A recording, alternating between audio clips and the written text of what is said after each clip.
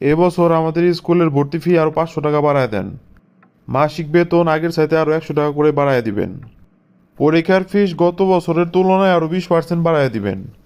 Sir এরকম করে যদি বাড়াইতে থাকেন তাহলে তো কিছু কিছু গার্ডিয়ান তাদের পোলাপাইনের পড়ালেখা বন্ধ করে দিব। আরে বাবা, ওইসব নিয়ে চিন্তা করে আমাকে ঘুম নষ্ট করার কোনো দরকার নাই। গার্ডিয়ানরা যদি একবার তাদের পোলাপানকে স্কুলে ভর্তি করায় দেয়, এরপর যত অভাব অনটনই হোক, কখনোই তাদের পোলাপানকে স্কুল থেকে আর সরাইব না। পড়াশোনার খরচ যেমনি হোক চালায় দেব। তা ঠিক বলছেন স্যার। পোলাপান ক্লাস করার সাথে সাথে আমগো টিচারের কাছে যেন প্রাইভেট পড়ে সেই দিকেও খেয়াল রাখতে হইব। আমরা যদি এই সেলায় ছাত্রছাত্রীর কাছ থেকে টাকা পয়সা না তুলতে পারি তাহলে তো আমরা ভালো মতো চলতে পারবো না। আচ্ছা ঠিক আছে স্যার, আমি ক্লাসের সব ছেলে মেয়েকে এই বিষয়ে বলে দিব। আপনার একটা কথা কইতাম স্যার। কি বলবেন, বলে ফেলেন। বাচ্চারা বার্ষিক পরীক্ষায় পাশ করার পরে অতিরিক্ত টাকা দিয়া নতুন ক্লাসে ভর্তি হইতে হয়। এই অতিরিক্ত টাকাটা কি স্যার বাদ দেওয়া যায় না? আরে আপনি এটা কি বললেন? এটা কেমনে বন্ধ করা যায়? আমগো এই স্কুলে মোট ছাত্রছাত্রী কতজন বলেন তো? সব ক্লাসে মিলায় ধরেন 500 জন আছে।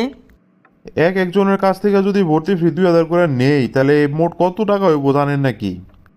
মোট টাকা হইব 10 লাখ। আর যদি 3000 করে নেই তাহলে 500 জনের থেকে হইব 15 লাখ। এগুলা কোনোদিন হিসাব করছেন নাকি? এখনকার এই যুগ এত টাকা কে কাকে দেয় বলেন তো?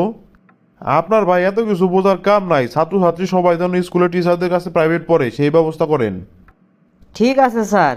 আর ক্লাসের রোল নম্বরের বিষয়টা কেমনে কি নিলেন? রোল 1 থাকবো সভাপতির ছেলের, 2 থাকবো আমার ছেলের, আর 3 থাকবো। স্যার তাইলে আমার পোলার রোল হইব 3। ঠিক আছে, আপনার ছেলের রোল নাম্বার 3 দিয়েন। আর বাকি পোলাপানের রোল নাম্বার মেধাক্রম অনুযায়ী সাজাই দিয়েন। কেমনে চলুম কেমনে খামু, জিনিসপত্রের যে দাম বাড়ছে।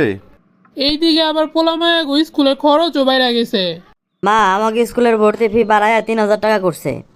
স্যার বলছে এই মাসের ভিতরেই ভর্তি হইতে হইব।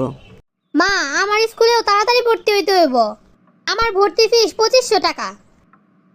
এই মুহূর্তে এতগুলা টাকা যে কই পাই?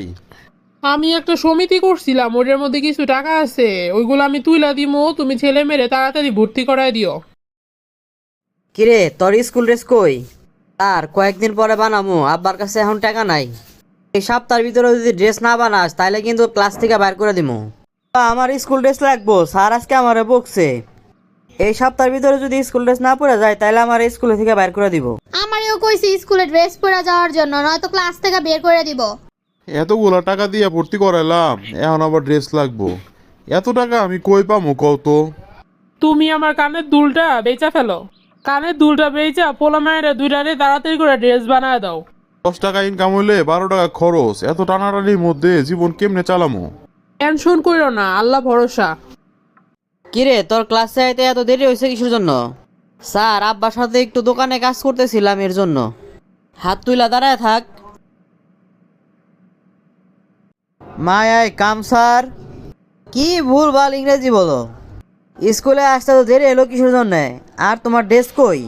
আমি হলাম সম্মানিত সভাপতির পোলা, অন্য 8-10 জনের লগে আমারে মিলাইবেন না। সবার ক্যাটাগরি কিন্তু এক না। আর আমার আব্বার ক্ষমতা সম্পর্কে তো জানেন, আপনারা যে কোনো সময় বান্দরবনে ট্রান্সফার করে দিতে পারবো। কালকে তুমি আরো তাড়াতাড়ি আইসো।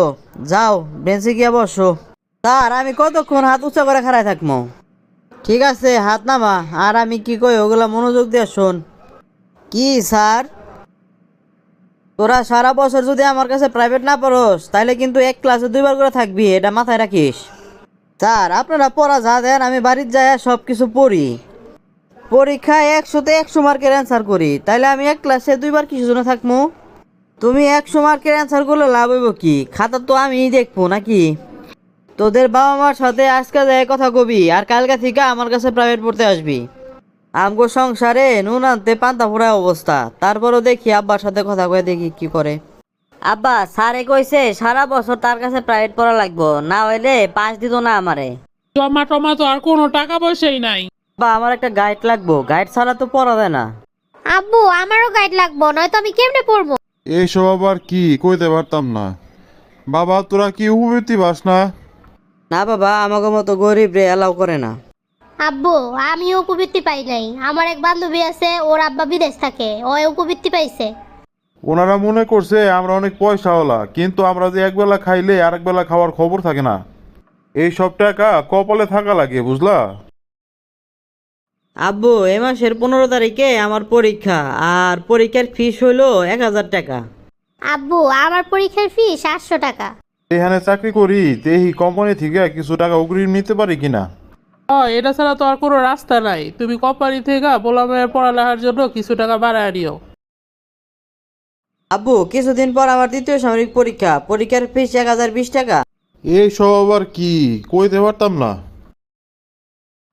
আব্বু ডিসেম্বরের 7 তারিখ থেকে আমাকে বার্ষিক পরীক্ষা। বার্ষিক পরীক্ষায় বেতন আর পরীক্ষার ফি মিলাই আইছে 3700 টাকা। বেতন যদি ক্লিয়ার করে না দিবার পারি তাহলে আর আমারে পরীক্ষা দিবার দিব না। বছর শেষ, এমনিতেই দেনা হয়ে রয়েছি। কত এত টাকা হন আমি কই পাই? একটা রাস্তা খোলা আছে, কিস্তি নেওয়া ছাড়া আমি আর চোখে মুখে কোনো পথ দেখি না। কিস্তি যে নিবা এগুলা পরিশোধ করা লাগবো না? এখন টাকারে হাওলাত দেয়, এটা ছাড়া আর কোনো উপায় নাই। তাও ঠিক কথা কইছো, আজকের ভিতরেই ম্যানেজ করা লাগবো। বাবা তোরা টেনশন করিস না, আমরা যতদিন বাচ্চা আছি আমরা না খাওয়া হইলেও তো করে লেখাপড়া করামো। আব্বু আপনাকে দোয়ায় আমি জিপিএ 5 পাইছি। আব্বু আমিও পাশ করছি আপনাদের দোয়ায়। শুকুর আলহামদুলিল্লাহ। আল্লাহর কাছে লাখো কোটি শুক্রিয়া, পোলামের জন্য কষ্টের ফল আমরা পাইছি।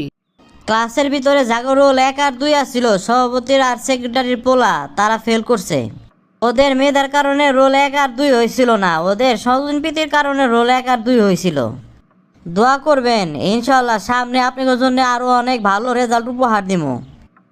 আব্বা তাহলে এখন স্কুলে যাই, কলেজে ভর্তি হওয়ার জন্য একটা প্রশংসাপত্র নিয়ে আসি।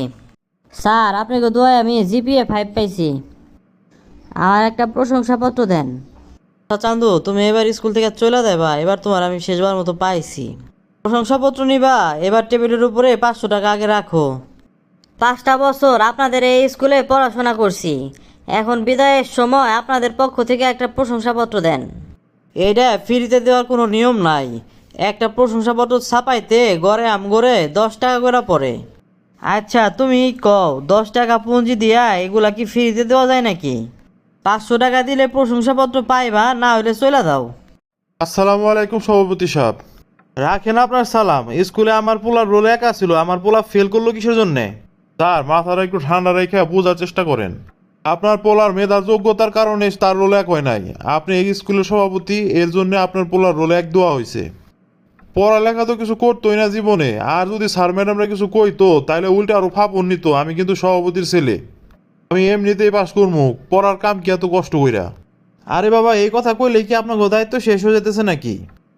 সভাপতির পোলা হইক আর সেক্রেটারির পোলা হইক, এই সব দেখার কোনো দরকার ছিল না। ছাত্রর মতো করে দেখা দরকার ছিল। আমাকে স্কুলে যদি কোনো ছাত্রছাত্রী বার্ষিক পরীক্ষায় পাশ করে, তাহলে পরের ক্লাসে ওঠার জন্য ভর্তির নামে অতিরিক্ত ফি নেওয়া হবে না। অনেক ভালো একটা সিদ্ধান্ত নিয়েছেন স্যার। বিভিন্ন পরীক্ষার জন্য অতিরিক্ত ফি নেওয়া হবে না, খরচ বাবদ নামমাত্র একটা ফি নেওয়া হবে। উপবৃত্তির নামে কোনো রকমের স্বজনপ্রীতি করা যাব না। গরিব মেধাবী ছাত্রদেরকে যাচাই বাছাইয়ের মাধ্যমে উপবৃত্তি দেওয়া হইব। স্যার প্রশংসাপত্রের বিষয়ে কি সিদ্ধান্ত নিছেন? যদি কোনো শিক্ষার্থী আমাকে স্কুল থেকে পরীক্ষা দিয়ে ম্যাট্রিক পরীক্ষায় পাশ করে, তাইলে আমাকে মুখ উজ্জ্বল হয়। একটা প্রশংসাপত্রের পিছনে শুধুমাত্র 10-15 টাকা খরচ হয়, এর জন্য শিক্ষার্থীর কাছ থেকে কোনো রকমের ফি নেওয়া হইব না। উল্টা যে সকল ছাত্রছাত্রীরা পাশ করে বের হয়ে গেছে ওদেরকে আমরা সংবর্ধনা জানাবো। শিক্ষার্থীরা যদি আমাদের কাছ থেকে সুশিক্ষা পায়, তাহলে ওরা ওদের জীবনের সকল ক্ষেত্রে আমাদের এই সুশিক্ষার পথ অবলম্বন করবে। প্রিয় বন্ধুরা, আপনারা লাইক, কমেন্ট ও শেয়ার করে আমাদের পাশে থাকুন। আপনাদের একটি লাইক ও কমেন্ট আমাদের নতুন ভিডিও বানাতে অনেক উৎসাহ যোগায়।